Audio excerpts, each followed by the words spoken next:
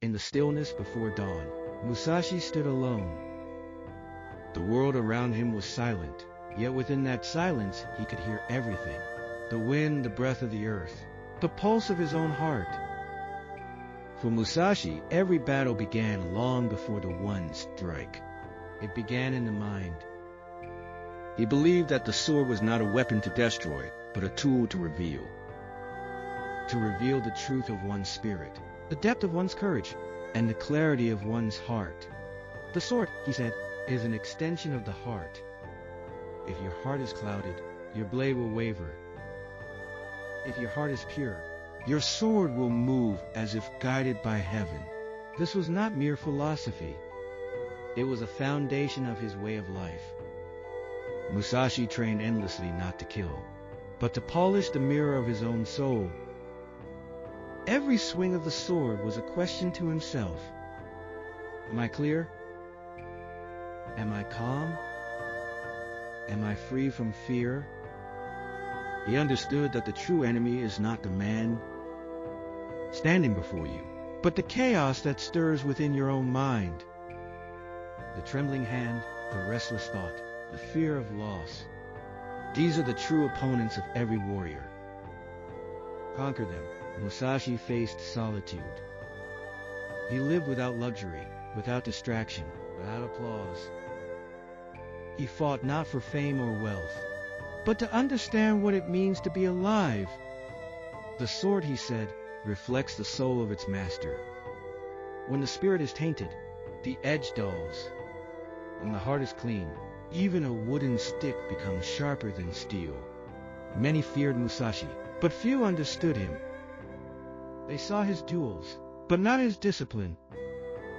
They saw his victories, but not the 1,000 silent defeats he endured within himself. He once wrote, "The way of the warrior is the way of life itself." To live fully, one must die to fear, to doubt, to ego. When there is no self to protect, no pride to defend, every motion becomes truth. Victory, in Musashi's eyes, was not the fall of an opponent. It was the rise of the soul.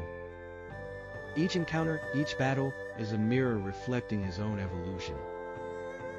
There were times when he felt the darkness of the world pressing in, times when the sword felt heavy and his purpose uncertain. Yet even then he returned to silence. For in silence he found the still point of his being, the place where the heart and the blade became one. The sword was never his master. It was his companion. It taught him patience, humility, and truth. Through the edge of the blade, he learned the sharpness of compassion. Musashi's greatest lesson was not about fighting, but about harmony. To move with life instead of against it. To cut to illusion, not people. To bring peace even in the heart of battle. He believed that when the warrior perfects his heart, the need for violence disappears. For the man who has mastered himself no longer seeks to conquer others. So when you lift your own sword, whether it is your art, your work, your struggle, ask yourself, what does my heart reflect? Is it fear or faith? Anger or awareness? Musashi teaches that mastery begins not in the hand, but in the heart. Discipline your mind.